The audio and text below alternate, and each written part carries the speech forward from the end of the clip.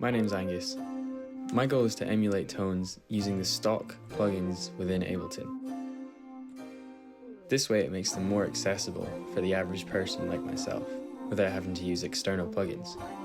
Today, we're doing No More Lies by Tame Impala and Thundercat.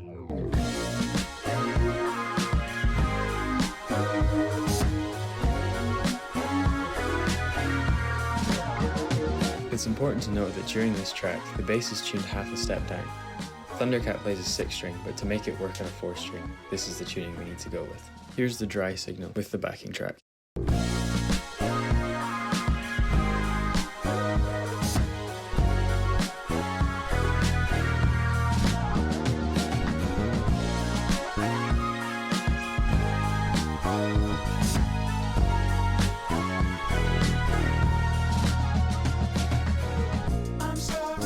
And here is where I ended up after adding all of my effects on.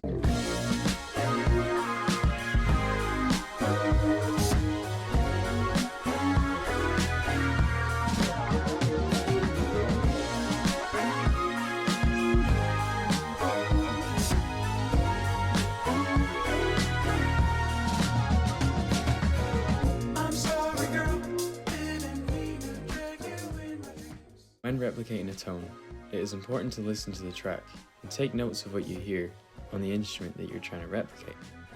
Listen and see how consistent the signal is within the track. This is the best indication of how much you should compress the signal.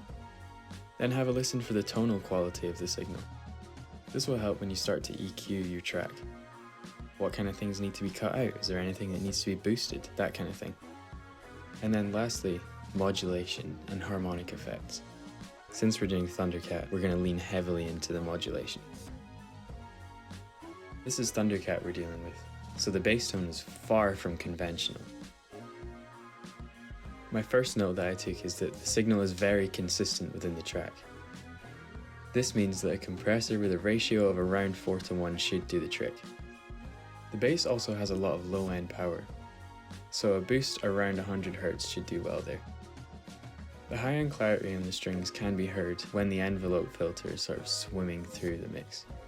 But we'll get to the envelope filter in a minute. The usual kind of cuts in the mid-range help separate the low end and the high end to get a nice strong bass sound, so we'll look to do that as well. And like I said, Thundercat, envelope filters, they go hand in hand.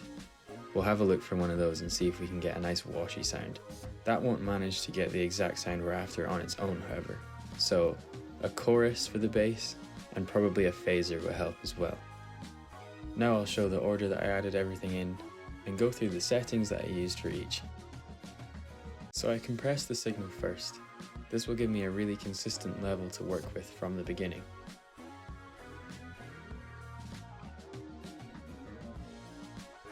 I ended up going with the basic beat compressor. I set the ratio to about 4:1, pulled the attack back to 0.56 milliseconds, and had the release at about 30 milliseconds. I then pulled the threshold down to about -17 decibels, so that the compressor did its job. I then pulled the output down to about -4 decibels, as we don't want the signal to be too loud in the track. For the tonal quality, I go for EQ8. That's normally my go-to.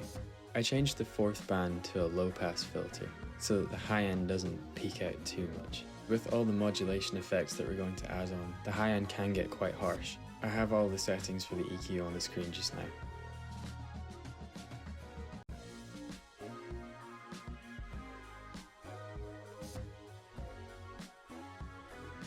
And here's the main thing that we're all after. After some digging around, I ended up using the vocal quiver. This is basically an envelope filter. It sweeps through frequencies while you're playing, and it reacts to how hard or soft you pluck the strings, for instance.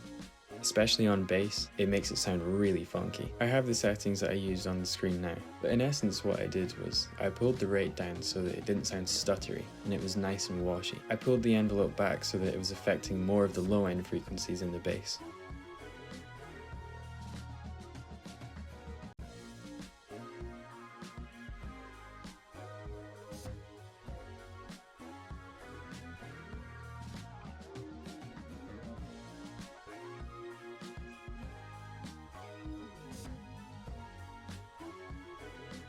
and I added a chorus just to give the bass a fatter sound in the mix. The settings are on the screen now for this.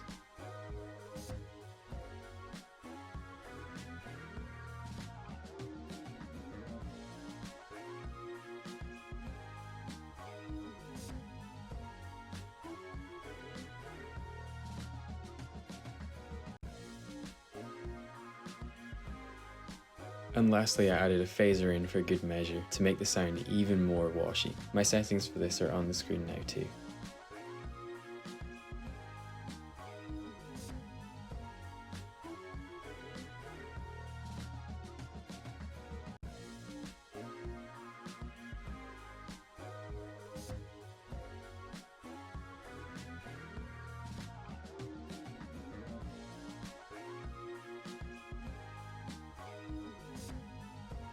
And there's the full effects chain.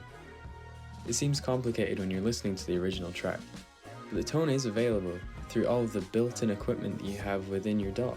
It's just all about digging around, messing with settings, and being creative. Join me next time as we cover a McGee track. Support the Patreon at the link in the description, and you'll get priority requests on future videos. Thanks so much, catch you in the next one.